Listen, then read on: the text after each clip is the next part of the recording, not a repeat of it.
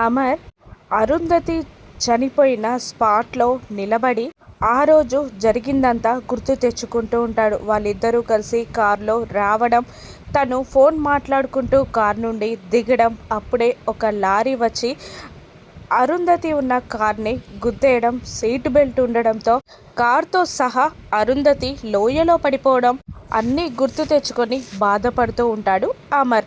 మనోహరి అక్కడే మరొక కారులో దూరంగా ఉండి అన్ని గమనిస్తూ ఉంటుంది. ఇంతలో ఒక లారీ డ్రైవ్ చేసుకుంటూ వస్తాడు బాబ్జీ. ఆ లారీ అదుపు తప్పి వెళ్ళి ఒక చెట్టుని గుద్దేస్తుంది. బాబ్జీ స్టీరింగ్కి తలని గుద్దేసుకుంటాడు. బాబ్జీ తలకి పెద్ద గాయమే అవుతుంది. డోర్ ఓపెన్ అయి పక్కకి పడిపోతాడు బాబ్జీ. దూరంగా ఉన్న అమర్ లారీ నుండి పడిపోతున్న డ్రైవర్ని చూసి కంగారుగా ఇంకో వ్యక్తితో సహా లారీ దగ్గరికి వస్తారు.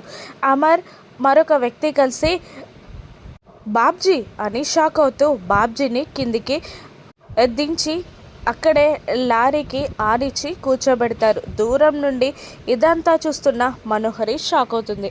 పదండి హాస్పిటల్కి తీసుకెళ్దాం అని అంటూ ఉంటాడు అమర్. సార్ సార్ అని అంటూ అమర్తో మాట్లాడే ప్రయత్నం చేస్తూ ఉంటాడు బాబ్జీ.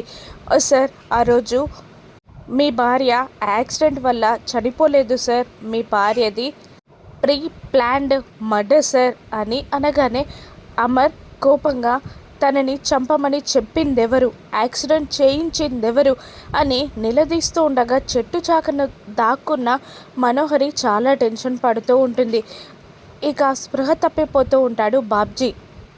అమర్కి ఆ పేరు చెప్పలేకపోతూ ఉంటాడు. దాంతో అమర్ బాబ్జీ బాబ్జీ చెప్పు, మా భార్యని చంపింది ఎవరు, ఎవరు చంపించారు చెప్పు అని తడుతూ ఉండగా మా మా మనోహరి అని చెప్పేస్తాడు బాబ్జీ. దాంతో అమర్ షాక్ అయి మనోహరియా అని చాలా షాక్లోకి వెళ్ళిపోతాడు అమర్. అమర్కి నిజం తెలిసిందనుకున్న మనోహరి కూడా చాలా టెన్షన్ పడుతూ షాక్ అయి భయంతో వణుకుతూ ఉంటుంది. మనోహరి అని అలా షాక్లో చూస్తూ ఉండిపోతాడు అమర్.